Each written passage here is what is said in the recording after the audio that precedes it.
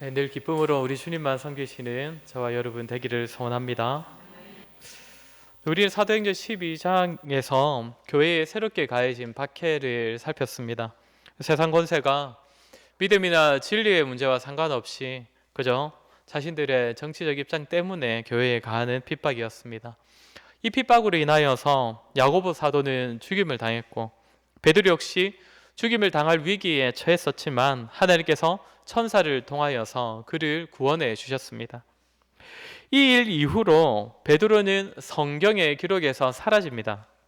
우리의 생각으로는 이렇게 극적인 구원을 경험한 베드로를 중심으로 하여서 성도를 이기지 못하는 막 교회가 성도를 이기지 못하는 세상을 이야기하면서 교회가 더욱더 베드로 중심으로 나아가야 할 것 같은데 왜인지는 몰라도 성경은 더 이상 베드로를 주목하지 않습니다.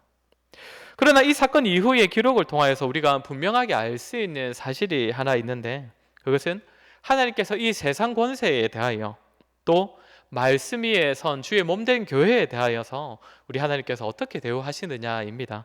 오늘은 베드로가 건진받은 이후의 기록을 통하여서 이 사실을 우리가 같이 한번 확인하도록 하겠습니다. 좀 전에 성경 본문을 같이 읽으실 때에 가장 눈에 들어왔던 내용이 아마도 헤롯의 죽음이었을 것입니다. 역시 헤롯 나쁜 짓 하다가 벌을 받아 죽임을 당했네. 그런데 그렇게 바로 이렇게 넘어가기 전에 헤롯이 죽기 전까지 그의 삶이 어떠했는지도 우리가 확인할 필요가 있습니다. 우리 20절을 한번 같이 읽어보겠습니다. 20절입니다. 헤롯이 들어와 시돈 사람들을 대단히 노여워하니 그들의 지방이 왕국에서 나는 양식을 먹는 까닭에 한 마음으로 그에게 나아와 왕의 침소 맡은 신하 블라스도를 설득하여 화목하기를 청한지라.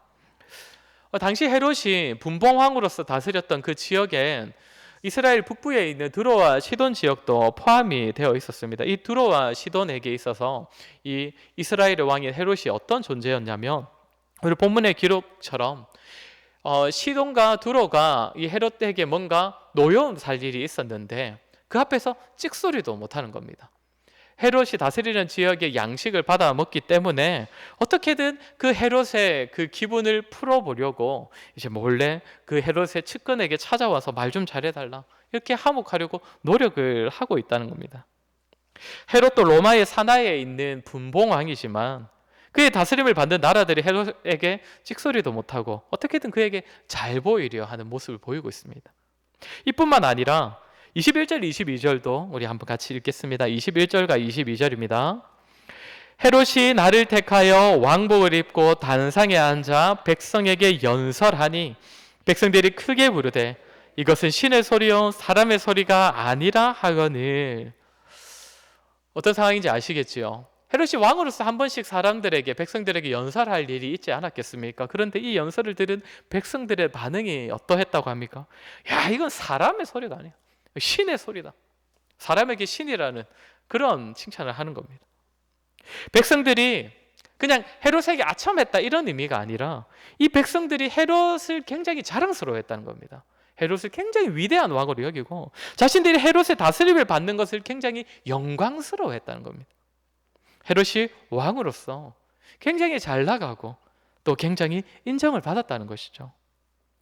그러니까 이렇게 교회를 핍박하고 사도를 죽이기까지 한 이 세상 권력의 중심이라고 볼 수 있는 헤롯은 그 이후로도 승승장구했다는 것입니다. 많은 사람들이 그를 따르고 그에게 찬사를 보내고 그에게 잘 보이려고 찾아오고 했습니다. 성도가 살아가면서 참 이해하기 힘들고 받아들이기 어려운 사실이 이와 같은 것 아니겠습니까? 악인들이 잘 되는 것.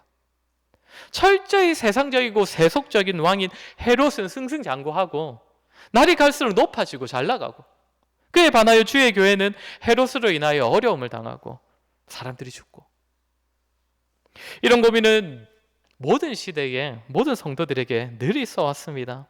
시편의 여러 저자들과 우리가 잘 아는 하박국 선지자 같은 사람들이 늘 하나님께 따지며 기도하는 외치는 내용이 이것 아니었습니까? 이후로 교회의 역사 가운데서도 세상의 막강함과 반면 교회의 연약함이 부딪힐 때마다 성도들은 다 이해하지 못하고 다 받아들일 수 없는 그 상황 때문에 힘들어하곤 했습니다. 하나님 왜 악인들이 더 잘 되는 것 같고 주의 교회와 성도들은 왜 그 앞에서 늘 무력하고 고난을 당하는 것입니까? 이런 일은 주님 오시는 날까지 계속될 것이기 때문에 성도는 이 세상의 힘과 권세와 부요함의 실체가 무엇인지를 반드시 기억하고 있어야 합니다. 오늘 본문에 나타나는 그 실체가 무엇입니까? 그 모든 것들은 영원한 것이 아니라 반드시 무너질 것들이라는 사실입니다. 현재 이 세상에 존재하는 그 어떤 높은 권세나 강한 힘이나 부요함 모두는 결코 영원하지 아니하고 결국에는 하나님께서 그들을 넘어뜨리기 위하여서 잠시 동안 허용하신 것임을 기억해야 한다는 겁니다.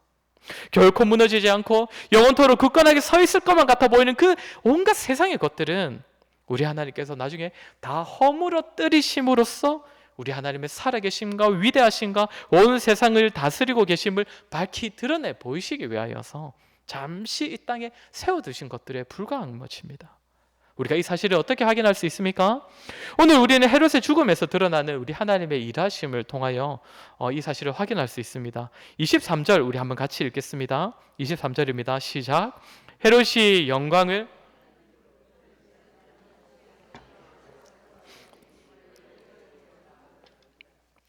하나님의 영광을 모르는 이 헤롯은 어떻게 죽임을 당합니까? 하나님께서 정말 미물에 불과한 벌레를 보내셔서 그를 멸하십니다. 벌레 하나로 헤롯을 죽이심으로써 이 세상과 세상에서 쌓은 것들은 결국에는 다 무너지고 하나님 앞에서 속절없이 다 멸하여질 것임을 하나님께서 벌레를 통한 심판을 가지고서 보여주시는 것입니다. 사랑하는 성도 여러분, 우리에게 이러한 시선이 있어야 합니다. 세상의 것은 결국 무너짐으로써 우리 하나님의 일하심을 나타내는 데에 쓰여질 뿐입니다. 믿지 않는 사람들은 모를 것입니다.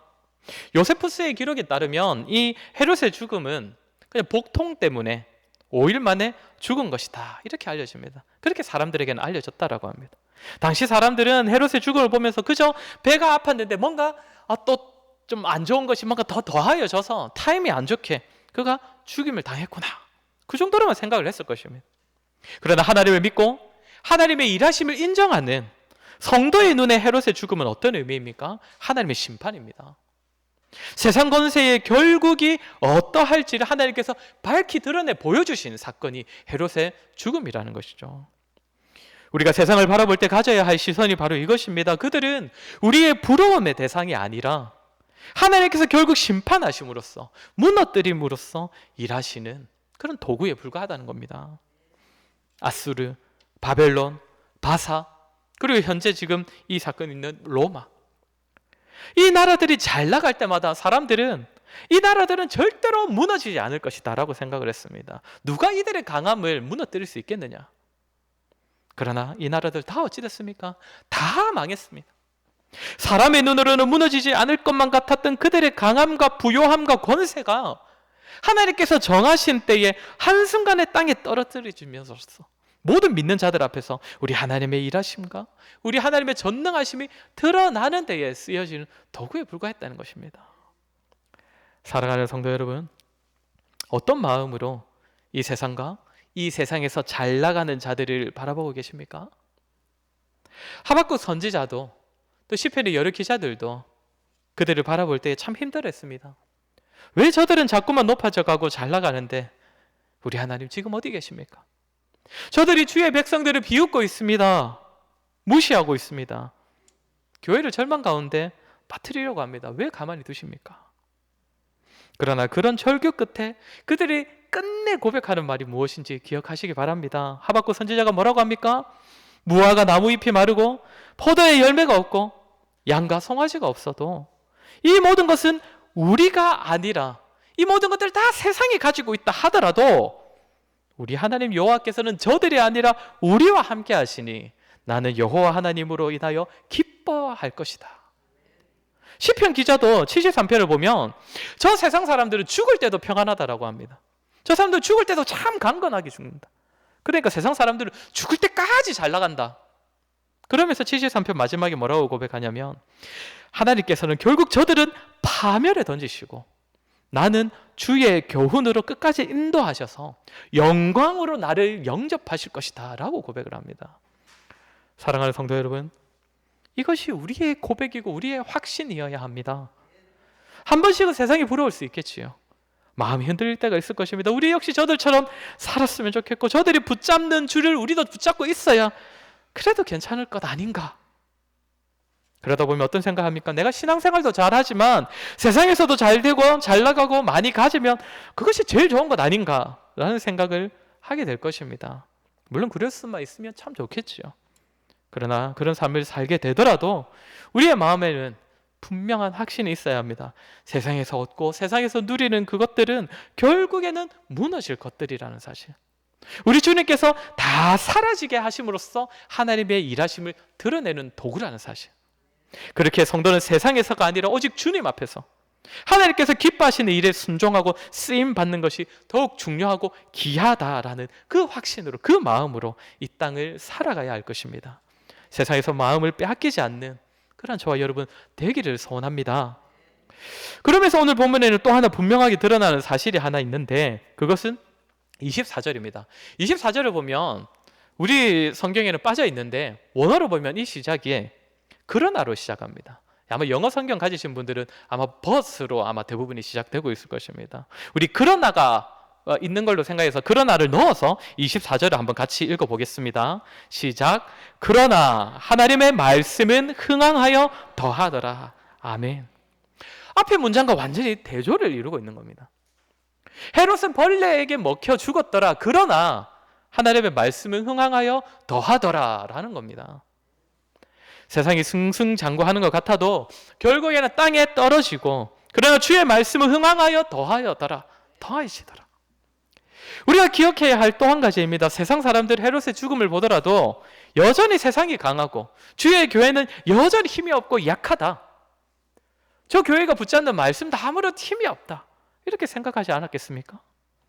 그러나 성도들은 이 사건을 통하여 분명하게 보아야 합니다. 이 세상과 세상에서 싸운 것은 결국 다 무너질 것이지만 우리 하나님의 입에서 나온 진리의 말씀은 영원히 서게 될 것이다. 그렇다면 사람이 무엇을 조차 살아야 하겠습니까? 당연히, 너무나 당연히 영원히 있고 변하지 않는 우리 하나님의 약속의 말씀을 조차 살아야 하지 않겠습니까? 참 이 사실도 우리가 늘 기억하며 살아야 할 사실인데, 참 성도가 살다 보면 이 사실을 기억하지 못하고 잊어버릴 때가 참 많습니다. 왜 그렇습니까? 현실과 너무나 다른 말씀 같아 보여서 그런 것 아니겠습니까? 갈수록 교회가 힘을 잃어간다는 이야기를 우리가 참 많이 듣습니다. 그렇지 않습니까?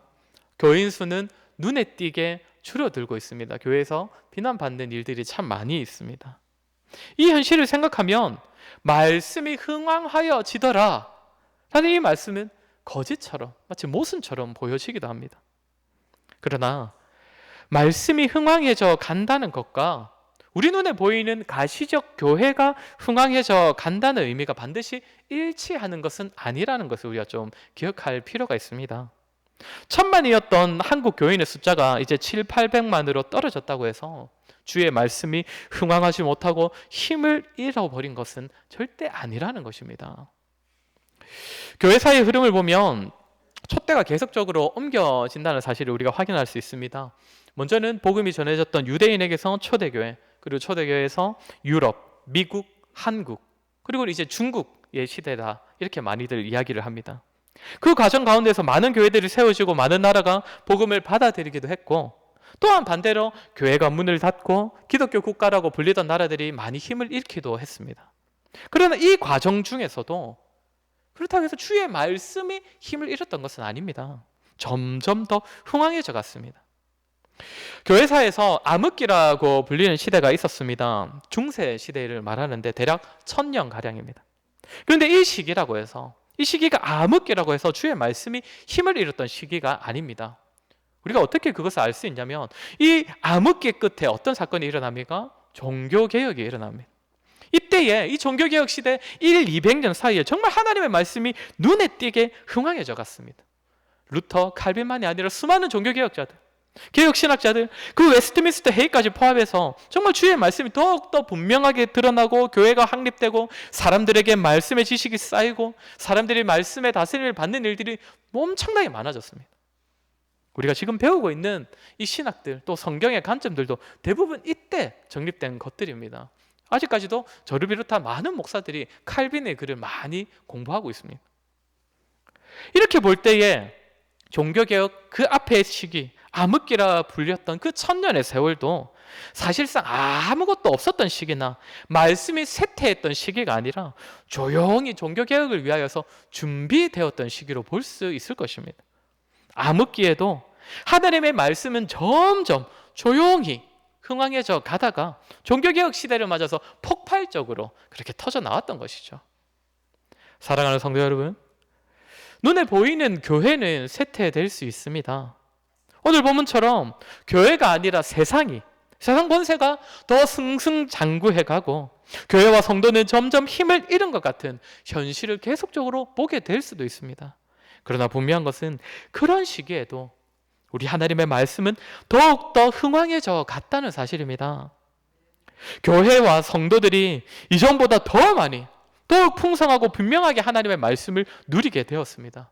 무엇보다 여전히 말씀을 통해 교회를 다스리시고 말씀으로 다스림을 받는 교회를 통하여 우리 하나님께서 이 시대에도 자신의 나라를 세워가신다는 사실이 더욱더 분명하게 드러나게 되었습니다.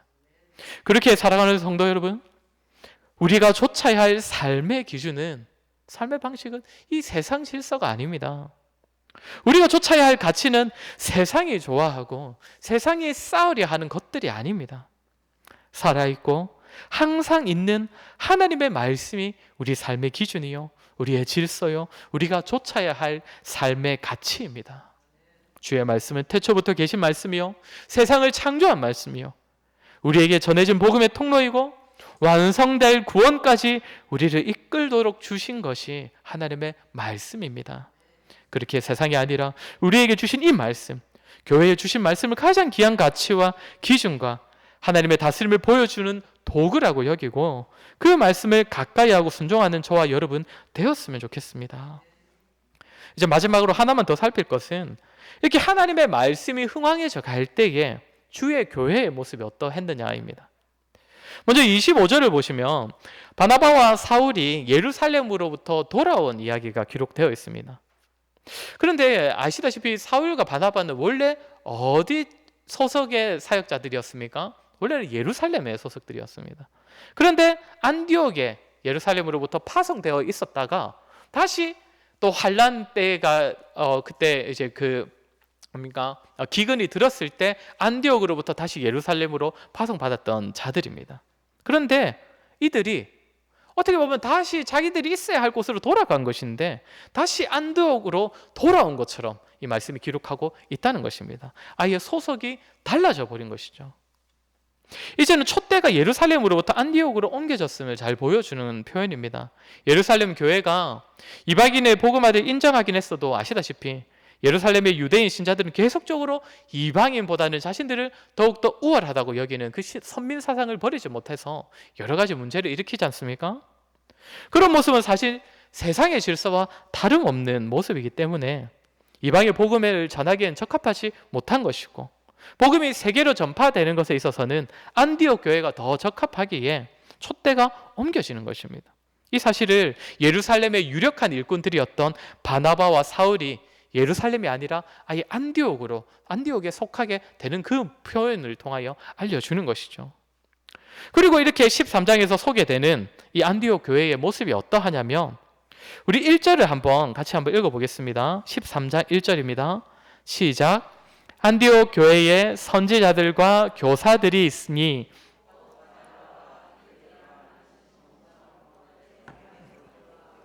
분봉왕 헤롯의 젖동생 마나엔과 및 사울이라. 먼저 안디옥 교회의 사역자들이 어떤 자들이 있었는가를 소개합니다. 먼저 말하는 사람은 바나바인데 우리가 이미 잘 알고 있는 사람입니다. 전에도 말씀드렸다시피 헬라파 유대인입니다. 구브로 출신입니다. 그리고 그 다음에 니게르라 하는 시몬이 소개되는데, 니게르라는 말은 니그로라고 보시면 됩니다. 니그로. 예전에 흑인들을 나타내는 용어였지 않습니까? 좀 비하하는 단어로 알려져서 지금은 사용되지 않는데 이 사람이 또한 당시의 리더였다는 것이죠. 그러니까 흑인 시몬. 루기오는 구레네 사람이라고 하는데 구레네는 현재 북아프리카 튀니지 지역으로 보시면 됩니다. 그리고 마나엔이라는 사람도 또 사역자라고 하는데 마나엔이 어떤 사람이라고 합니까? 분봉왕 헤롯의 젖동생이라고 합니다. 젖동생이라는 표현은 아주 가까운 친구를 나타내는 표현이기도 했지만 왕이 그 어린 시절부터 같이 학문도 하고 같이 좀 심심하지 않게 같이 동무 역할을 하도록 딱 붙여주었던 그런 사람을 이제 젖동생이라고 하는데 당연히 신분이 어떠했겠습니까? 왕족 아니면 귀족이었을 것입니다. 그리고 마지막으로 정통 유대인이고 바리새인이고 로마 시민권자인 사울, 이렇게 리더들이 있었다는 겁니다. 어떤 의미겠습니까? 정말로 다양한 사람들이 이 안디옥 교회의 지도자, 교사였다는 겁니다. 흑인도, 이방인도, 귀족도, 바리새인도 교회의 다스리는 위치, 교회 내에 유력한 자로 세워졌다는 것이죠. 반드시 이런 사람이어야 우리 교회의 리더가 될 수 있다, 이런 기준, 이런 세속적인 질서가 없었다는 겁니다. 오직 그리스도의 사랑과 은혜의 질서를 따라서 누구에게도 차별이 없고 동일한 자로 여김받는 그런 공동체, 이 모습이 말씀이 흥황해져 가는 데에 도구로 쓰임받았던 안디옥 교회의 모습이었다는 겁니다. 또 하나 특징이 뭐라고 하냐면 2절과 3절을 보면 교회가 금식을 했다는데 금식하는 가운데 두 가지 일을 하고 있습니다. 금식이 어떤 의미입니까? 하나님, 내가 이렇게 배를 쫄쫄 굶어가면서까지 이렇게 기도하고 있으니 내 기도 들어주이소, 이렇게 하는 게 금식이 아니죠. 세상의 마음을 빼앗기지 않고 하나님께만 집중하는 시간입니다. 마음이 세상과 나뉘지 않도록 때로는 식사도 그리고 세속적인 그 수단들 다 끊어내고 오직 하나님과 하나님의 뜻만 간절히 구하는 시간이 금식입니다. 그런데 교회가 금식을 했다고 하는데 이렇게 하나님의 뜻에만 집중하는 가운데 성령의 뜻을 좇아서 2절에서 보면 뭐라고 합니까? 성령께서 뭐라고 합니까? 내가 불러 시키는 일을 위하여 바나바와 사울을 따로 세우라. 이 일을 이 교회가 한다는 겁니다. 이 구절의 원어의 의미를 좀 더 우리가 분명하게 알아야 하는데 뭐라고 하냐면 내가 지금 이 순간을 통하여서 하나님께서 부르고 계신 것이 아니라 바울과 바나바를 내가 이미 불러서 시킨 그 일을 위하여서 너희도 따로 세우라, 이 의미입니다. 무슨 말이냐면 주님께서 바나바와 바울은 이미 따로 불러내셨습니다. 우리가 잘 알다시피 사울이 회심할 때부터 하나님께 들은 말이 무엇입니까? 내가 너를 이방의 선교사로, 이방의 복음 전하는 자로 세울 것이다. 이미 바울은 부름을 받았었던 것이고 바나바도 사실상 그런 부름을 받았던 것입니다. 그런데 이제 어떻게 하랍니까? 교회가 금식하는 가운데 공적으로 그들을 이제 파송할 선교사로 세웠다는 것이죠. 사울과 바나바에게는 개인적인 부르심을 주시고 또한 이제는 교회에 공적인 부르심을 주시는 가운데 이들을 하나님께서 부르신 그 선교사로 세우시는 겁니다. 즉 안디옥 교회가 오직 하나님의 뜻과 하나님의 일하심을 구하며 금식하는 가운데 개인의 부르심과 또 교회의 공적인 부르심이 정확히 일치하여 일하는 모습을 보이고 있다는 것입니다. 세상은 다수결이든 소수의 의견이든 무조건 힘 있는 쪽이 유리하도록 결정을 내리는 그런 질서가 있는 곳입니다. 다수가 소수를 누르는 팀이 되기도 하고 또는 소수라도 한 사람이라도 정말 막강한 힘을 가지고 있다면 다수가 다 그 앞에 굴복해야 되는 것이 바로 이 세상 질서 아니겠습니까? 그러나 교회는 힘의 논리로 또는 다수의 논리로 결정되고 무조건 그것이 정말 진리가 되는 그런 공동체가 아닙니다. 오직 성령의 뜻을 좇아 세워져야 하는데 이 안디옥 교회는 금식하여 오직 주의 뜻만 구하는 가운데 개인적인 부르심과 공적인 부르심, 개인적인 의견과 공적인 의견이 정확하게 성령의 뜻 안에서 일치하고 있는 그런 모습을 보였다는 겁니다. 말씀이 흥황해져 갈 때 오직 말씀을 따라 말씀의 질서로 세워진 공동체의 모습은 이러합니다. 다수도 아닙니다. 힘도 아닙니다. 성령 안에서 일치한 모습으로 하나된 모습을 보이는 공동체가 세워진다는 겁니다. 그리고 마지막으로 이렇게 세워진 공동체는 3절을 보면 또한 금식하고 기도하는 가운데 두 사람에게 안수하여 보내니라 라고 합니다. 여기서 한글로는 보내니라라고 표현이 되어 있지만 사실 이 단어의 의미는 풀어주다입니다. 해방하다, 풀어주다, 놓아주다. 바나바와 사울의 파송을 왜 이런 단어로 표현하고 있겠습니까? 파송하다, 보내다가 아니라 풀어주다. 더 이상 우리 사람이 아니라는 겁니다. 우리 교회의 일꾼이니까 잠시 파송했다가 잠시 이방을 위해서 빌려주었다가 다시 우리 교회의 일꾼으로 사용할 거야, 이런 의미가 아니라 정말로 유력한 자들 아닙니까? 예루살렘에서부터 정말 사회가 잘했던 바나바 그리고 사울, 유력한 자들이고, 안디옥 교회에 있어서는 어떤 자들입니까? 안디옥 교회가 정말 든든하게 세워져 갈 때에 아주 막중한 역할을 했던 사람이 바로 사울과 바나바였습니다. 그런데 그 사람들을 파송할 때 어떻게 파송한다고요? 내보낸다고요. 아예. 우리 그 사람 아니다. 이제는 이방을 위하여, 다른 사람들의 유익을 위하여서 아예 보내버린다는 겁니다. 이 역시 이 세상의 질서와 너무나 다르지 않습니까? 세상의 질서는 세상에서 일하는 모습은 어떠합니까? 가장 좋은 것은 일단 내 거, 가장 필요하고 귀한 사람은 일단 우리 사람, 우리 공동체 소속. 이것이 세상 질서 아닙니까? 그런데 주의 말씀의 질서로 세워진 공동체의 모습이 어떠합니까?